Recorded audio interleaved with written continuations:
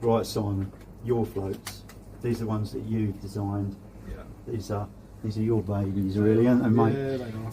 But I'm going to leave this entirely up to you because this is so far removed from the great ooze, apart from the ones at the back. Yeah. So, tell us about it, mate. So I think it's been 5 years, and they're still selling. So Yeah, they are. So I'm pleased to put it that way. So initially, how this started was I had a little set of canal floats. A lot of them were quite old and unavailable, but you know what it's like. I really like this float. I've only got 3 left. I've only got 4 left. And in the end, I thought, right, I'm going to do this. I don't care how it goes commercially. I'm just going to do it for myself. Yeah. I know a float maker in Italy who's a good float maker, who's an old friend of mine. So I just came up with a range initially of 5 floats. I thought that's what I want for my canal and drain fishing. Covers everything that you do. And I'm going to get them made, and I spent ages testing them. I kept going down the canal in the evening and trying them, and chopping the tips down, and what should I do, the colour and everything.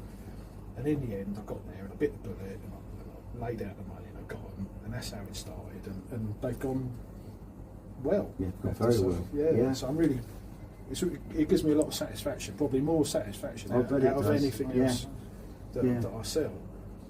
You know, when I think there's people out there using them, catching fish on them, it is genuinely a good feeling. It is, yeah. So the range, all no carp floats, basically, all silverfish floats. Yeah. And so we can start with this one, hemp.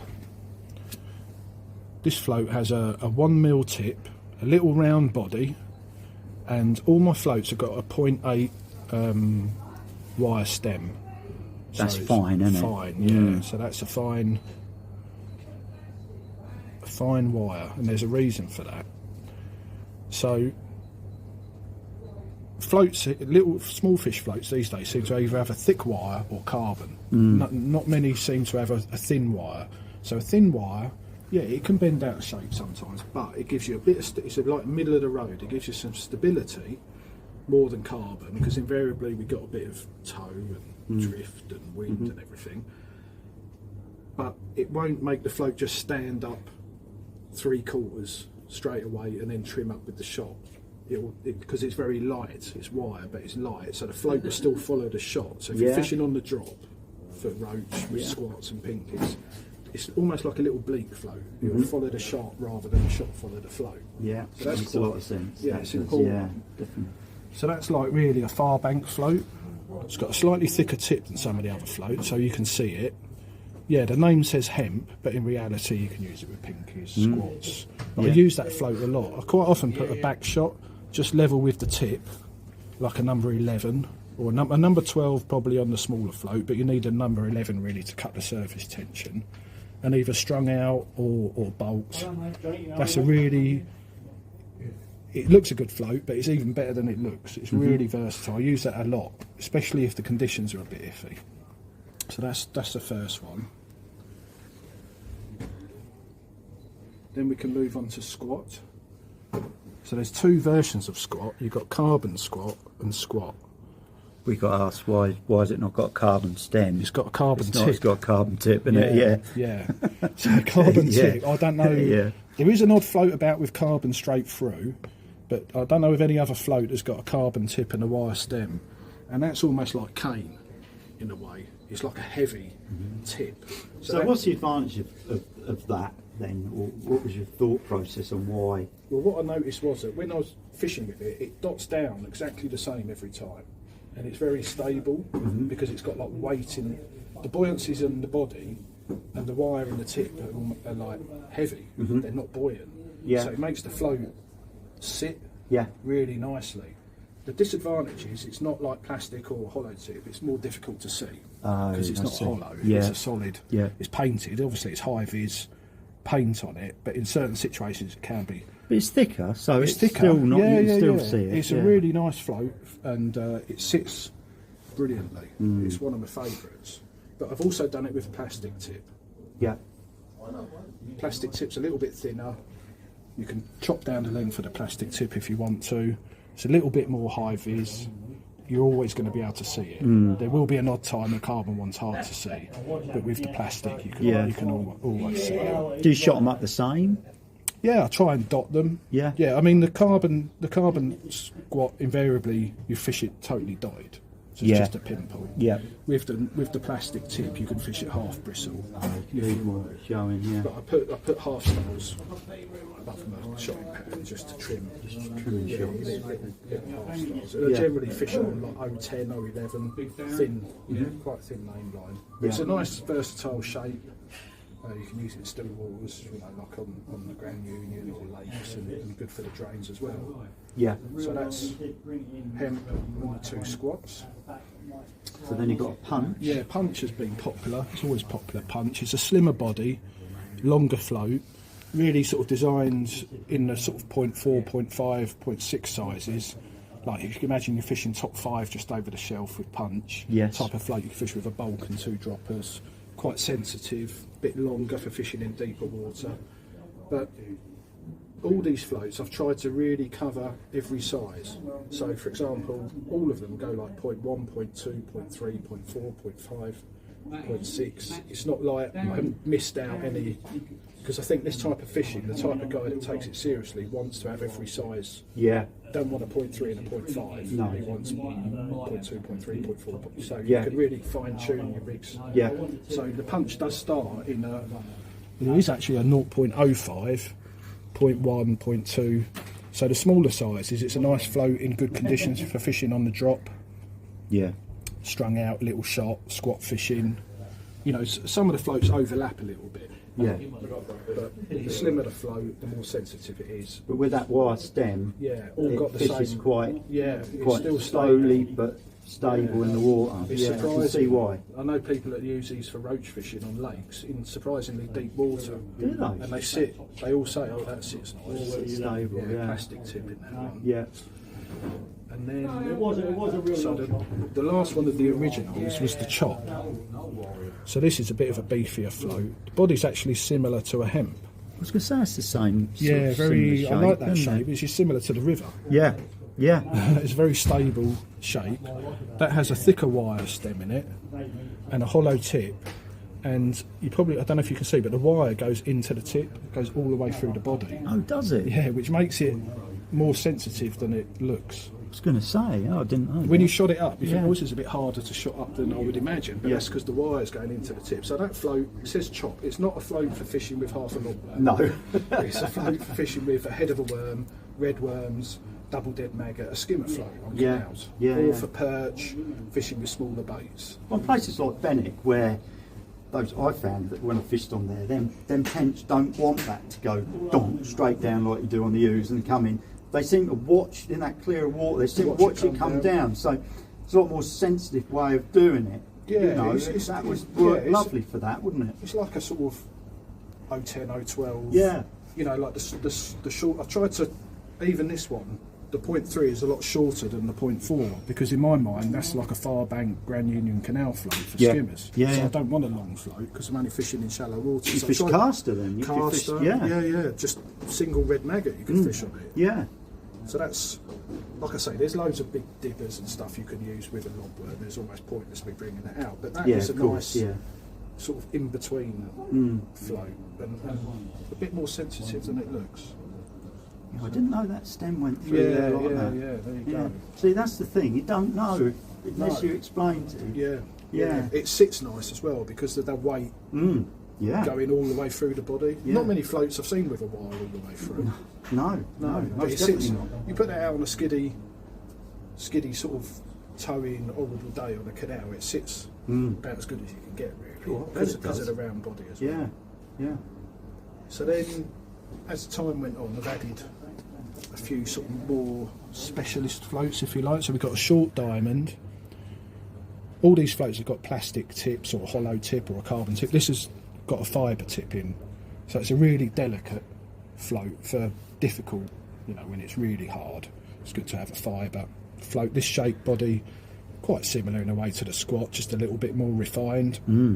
Same wire stem, quite a short float. I would pretty much always fish this float with a back shot, level with the tip, like a number 11.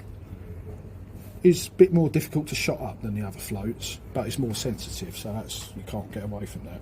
It's a not different a shape body than a lot of floats that we do, you know. So when it came out, it caught the eye because it is a different, and that short stem. Yeah, it's quite a short float. It's a far bank.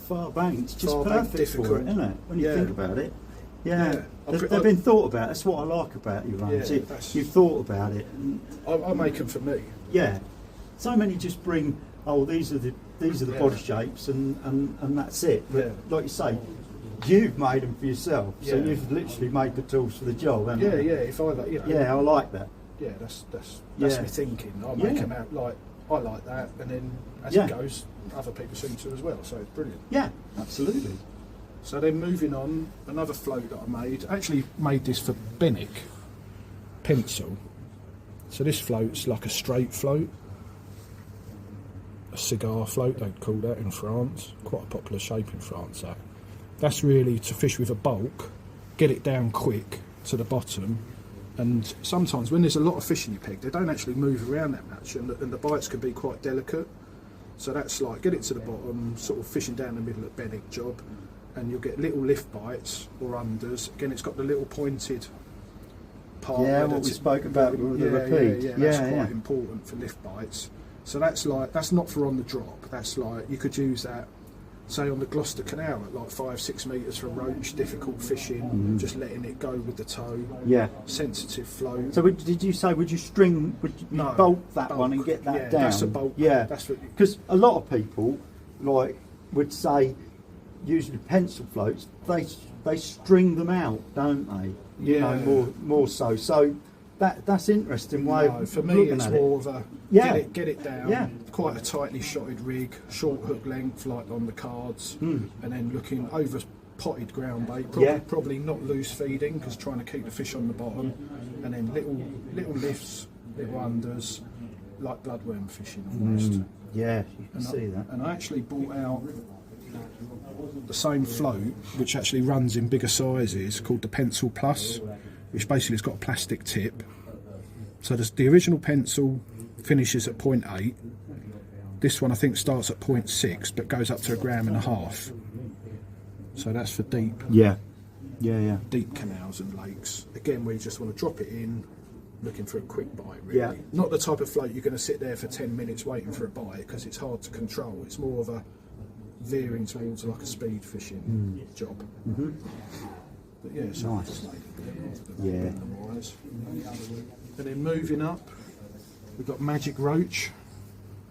Yeah, this has been popular. Yeah, so this is a float that sort of was asked for specifically for fishing on Little Port and places like that. Yeah, it's got a fibre tip, slim body, long wire stem. Obviously, they're thicker wires in these bigger floats. Yeah, they'd be perfect for the drains and the slow moving. It's a roach float. Definitely. I've used that on the Thames, quite slim. Again, if there's waves on it and all that, it's probably not as good a choice, but delicate, dropping it in over ground bait if you've balled it. Yeah. That's a nice float. Yeah, that is a nice float. And then we move up to River and Lake. You've got the Steady as well, haven't you? Steady, sorry. Ones. Yeah, Steady's a good float. That's a really interesting float. Yeah, this one. Yeah. Get some skim or something. That float, right, is in Italy, that shape for fishing in still waters is so popular, it's unbelievable. Is it really? Yeah, but over here it's not. No, straight away I looked at that as a bit more with a bit of toe on it. So the river with a bit of pull. First and foremost, the river float. Yeah.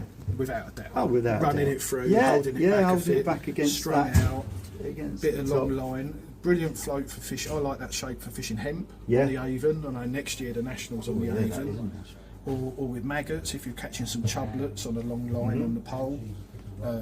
That's a nice float. Got a reasonable plastic tip in it, wire stem again. But I do actually use that. I've used it a lot in the past on a lake called Warren at Meadowlands. When it rips, it's only shallow, but it tows like buggery sometimes. And that's a good float. You can just put your tip in and hold it, and it sits a bit different.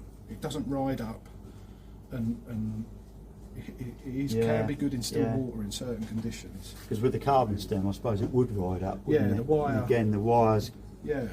So that's like a nice. I just wanted one float like that in the Yeah, range. that is nice float. Yeah, that is. yeah. It's Yeah. been out a couple of Yeah. years. And then you sort of more up my street. Yeah, with, this is more you. this is more the sort of floats we'd use on River and the lake. Great Ooze. Yeah. So the river float is basically like almost two floats in one. I had a float that had this shaped body, but it had like a fibre tip in it and a really thin wire, and I modified them and I was using them. But again, I had like a set of 6, so I thought, well, I might as well make it. Yeah. And so it's got quite a long plastic tip in it. Going on the air somewhere like that, where there's a bit of chop on Yeah. it, or anywhere really, you can get the body well below the surface. Again, that body shape similar to the hemp and the chop is very stable, and you can really work that float and put it through at half pace. And I've used it on lakes when it's windy as well. It's real nice. Lay a bit of line on because it's got quite a buoyant tip. And Because they go up quite big, don't they? yeah, they go to Yeah. 4 grams. Yeah. Yeah, and then this one's called a lake. This is I didn't design this float. This is a float that my float maker has in his range. It's a classic Italian sort of still water float, really. Although it works on rivers as well. Carbon stem, plastic tip, bit of a slimmer body, longer float, delicate float for like winter silvers. You can use it on the. I know people that use it on the Broads, fishing for roach. They like it. It's almost a float you can do quite a lot with. Goes from 0.75 to 10 grams. Yeah. Goes right up to Yeah, big that is, yeah. But that's a classic Big Italian floats, that. design. A long, you see the long carbon stem. They like that. Yeah. Quite a long tip. But that's a lovely float. Fishes really well. But the float don't seem, also, with the thinness of the paint that's been put on. Yeah, it's thin paint. Is a lot different to anything else we see. And Yeah, you can see the balsa through the you paint. can, and Yeah. it's like it's not going to affect I know anything no. either, is it? Which is sort of I know some people like to put hard as nails or varnish on.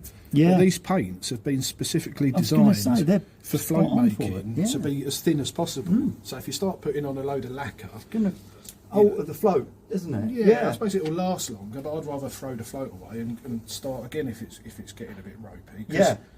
And you also notice a carbon stem float. The body is smaller than a wire stem float. Right. Which Yeah. is another reason why they like them in Italy. Like everything's sensitive, Yeah. streamlined, Yeah. because it doesn't have to support the weight of the wire. Yeah. Again, it doesn't tangle. Doesn't tangle. No. Yeah, so No, I think, they're crackers, though. yeah. So Yeah, with they're these spot on. and the Hydra flat floats and the the Pro 14 there for chop worms, quite a It's a good range. yeah. But Been it's thought about. yeah. That's what I like about it. It's been thought about. Yeah. But like Great anybody range. who uses them, and it's great when I get feedback. People say, I get messages, oh yeah, I love your floats. Yeah. And I think people like them because they're like a niche-y, They are. independent. And that's what we like here. We like them brand. sort of, Yeah. them sort of things. So yeah, that is a great range. It's good. Yeah. I've stuck to what I know. I haven't got into carp fishing because I don't do that anymore. There's No. loads of that. So No. just sort of Yeah. Yeah. Yeah. Lovely range of floats.